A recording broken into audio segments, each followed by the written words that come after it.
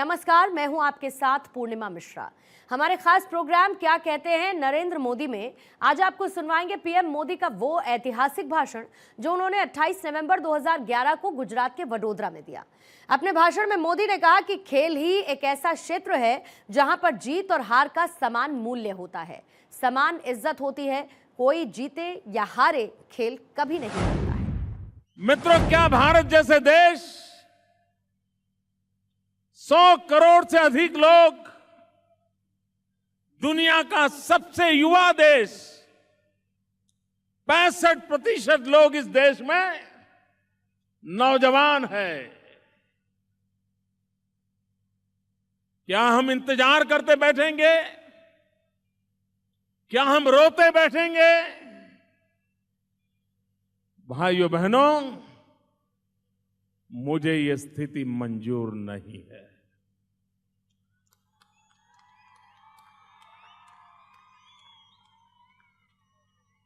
कम से कम कोशिश तो करें। परिणाम कुछ भी हो सकता है, और खेल ही ऐसा एक क्षेत्र है जहां जीत और हार का समान मूल्य होता है, समान इज्जत होती है।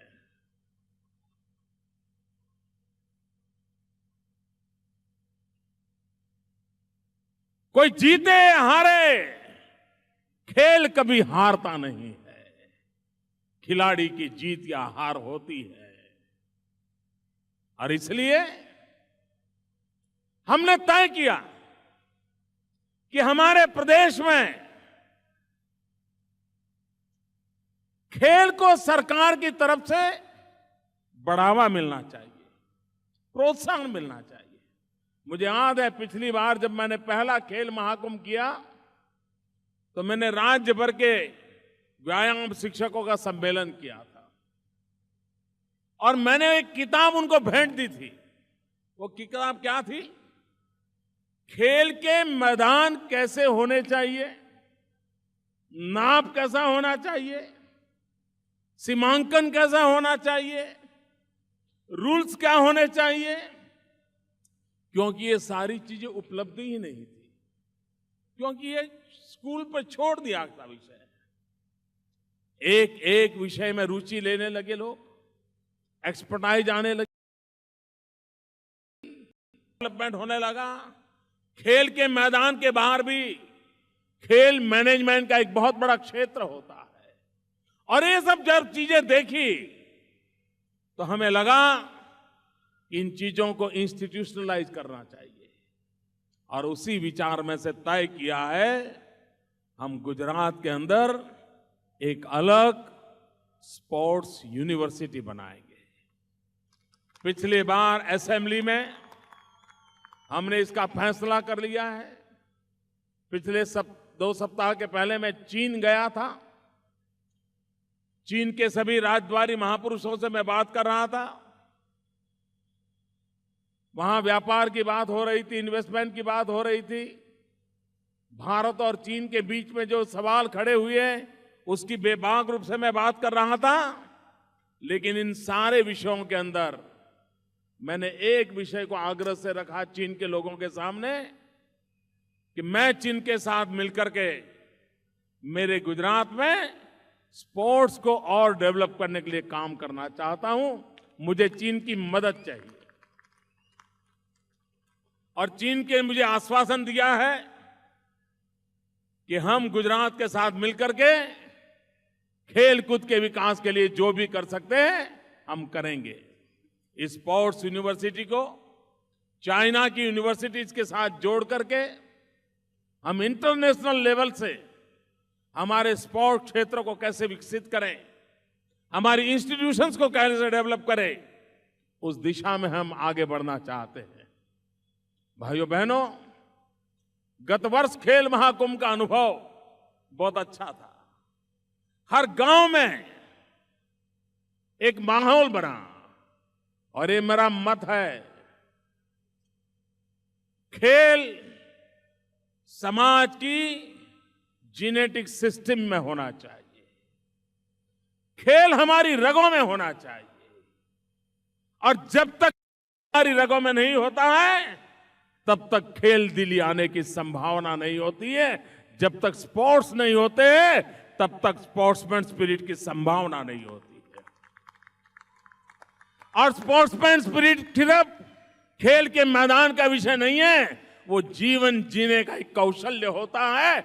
और उस कौशल्य को पाना है तो हमने स्पोर्ट्स को हमारी रगों में लाना पड़ेगा, हमारे जीन में लाना पड़ेगा। और इस खेल महाकुंभ के प्रयास के माध्यम से हम उस दिशा में जाने का प्रयास कर रहे हैं। भाइयों बहनों, आने वाले दिनों में हम कई इंस्टीट्यूशंस को डेवलप करना चाहते हैं। खिलाड़ियों का न्यूट्रिशन एक अपने आप में एक अलग फैकल्टी है। बड़ौदा की एमएस यूनिवर्सिटी इस क्षेत्र में बहुत काम करती है। हम चाहते हैं कि उसका व्याप बढ़े और पूरे हिंदुस्तान के अंदर हम एमएस यूनिवर्सिटी के माध्यम से खेल जगत के लोगों के न्यूट्रिशन के विषय पर हम बहुत ही सुचारू रंग से संशोधन करते हुए हम क्या दे सकते हैं। बदलते हुए युग में वो कौन सी चीजें उसे मिले ताकि हमारे खिलाड़ियों के लिए उनके शरीर की चिंता करने का काम हमारे साथ हो सके। मित्रों, खिलाड़ी के लिए जितनी शरीर की दक्षता आवश्यक होती है, उतनी ही मन की स्वस्थता आवश्यक होती है। शरीर खेल नहीं जिताता है, मन जो है वो खेल में विजयी बनाता है। और जिसके अंदर कॉन्करिंग मेंटालिटी नहीं है, जिसके अंदर विजिगीषु मनोवृत्ति नहीं है, जो अपने लक्ष्य के कभी हिलता नहीं है, वही खेल में सफल होता है। शरीर तो उसको फॉलो करता है, मन है जो जिताता है। ये पूरा मनोविज्ञान होता है और विजय में मनोविज्ञान का बहुत बड़ा रोल रहता है। और उस मन की स्थिति के लिए योग एक बहुत बड़ी शक्ति है। और इसलिए हमने सभी स्कूलों में योग को उनके सिलेबस का हिस्सा बनाया है, जो उसके मन को तैयार करे। और मेरे 6 करोड़ गुजराती मन से अगर विजयी होने का संकल्प करें, जीवन के हर क्षेत्र में विजयी होने का संकल्प करें, हमारी नई पीढ़ी उस विजय यात्रा को आगे बढ़ाने के लिए तैयार हो, तो भाइयों बहनों, गुजरात नई ऊंचाइयों को पार कर सकता है। कल से खेल महाकुंभ के अंतर्गत प्रत्यक्ष खेल शुरू होंगे। 1 महीने भर पूरे गुजरात में खेल समाज जीवन की चर्चा का विषय बनने वाला है। मेरा नागरिकों से अनुरोध है, आपके नजदीक में जहां पर भी खेल हो रहे हैं, आप वहां जाइए, तालियां बजा करके भी खिलाड़ियों को प्रोत्साहित कीजिए। अगर समाज इसमें जुड़ता नहीं है तो भाइयों बहनों, उन खिलाड़ियों का भी हौसला बुलंद नहीं होता है। मुझे पूरे गुजरात को इसमें जोड़ना है। मैदान के बगल में खड़े रह करके उन खिलाड़ियों के पसीने की महक देखिए, आपका पूरा दिन अच्छा चला जाएगा। मैं आपको वादा करता हूं, आपकी थकान उतर जाएगी दोस्तों। और इसलिए मेरी नागरिकों से विनती है कि खेल महाकुंभ उस मैदान का अवसर न बने, वो पूरे गांव का अवसर बनना चाहिए, उस इलाके का अवसर बनना चाहिए। एक उत्सव के माहौल में हम अपने नौजवानों को प्रोत्साहित करें, वो माहौल बनाए। मैं खिलाड़ियों से अनुरोध करना चाहता हूं, मैं उनके टीचर्स को अनुरोध करना चाहता हूं, मैं उनके कोचेज को अनुरोध करना चाहता हूं, हार और जीत वो हमारे लिए कटुता का कारण नहीं बनना चाहिए। अगर डिसिप्लिन नहीं है, कहीं हमें लगता भी है, एक पल ये भी लग जाए कि मेरे साथ अन्याय हो गया है, हमारी टीम को गलत आउट कर दिया है। मुझे विश्वास है एम्पायर पूरी तरह काम करेंगे, लेकिन फिर भी खिलाड़ी की कसौटी तो उसमें है कि वो अपनी डिसिप्लिन को तोड़े नहीं।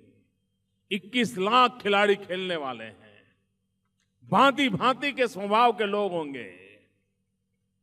गुजरात इस बात में भी अपना नाम रोशन करें कि कहीं पर भी खेलते समय टकराव नहीं होगा, कहीं पर भी खेलते समय कटुता नहीं होगी, और जब खेल पूरा होगा तब आनंद उत्साह के साथ, एक भाईचारे के साथ, खेल जिंदाबाद, खिलाड़ी उसके लिए आनंद लेकर के चलेगा। तो मैं समझता हूं ये गुजरात में भाईचारा बढ़ाने का एक बहुत बड़ा अवसर बनने वाला है। हम उसको प्रोत्साहन दें, हम उस माहौल को आगे बढ़ाएं।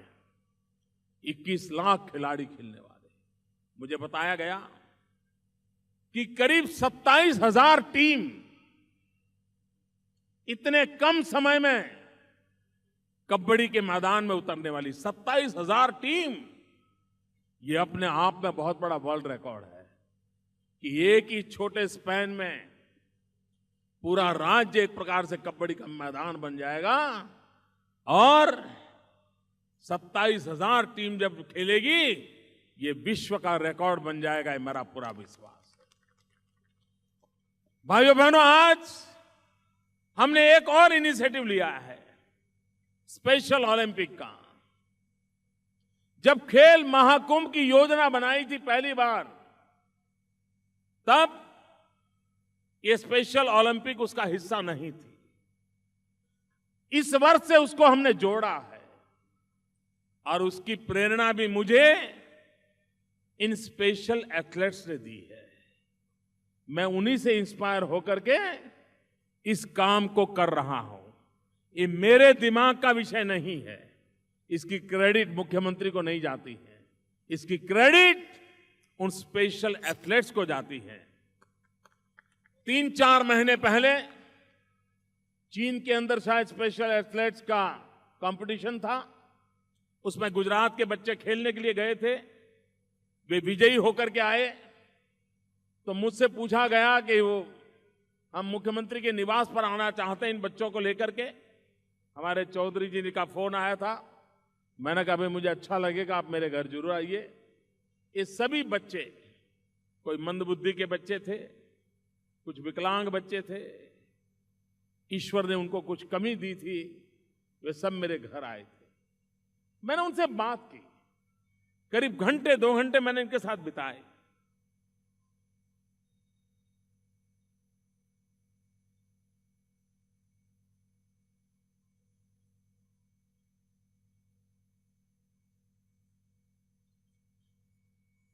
It touched to my heart.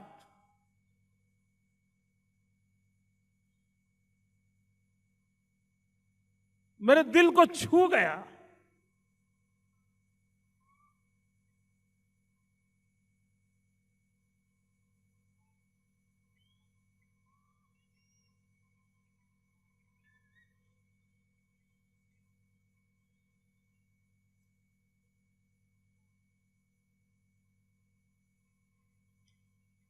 और उसी दिन मैंने तय किया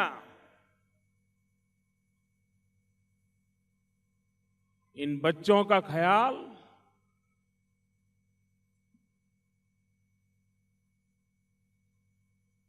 सिर्फ उनका परिवार नहीं, पूरा समाज करेगा।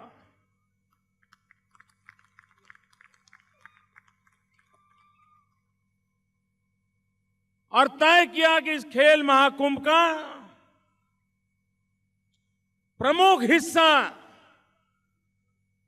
ये स्पेशल एथलेट रहेंगे।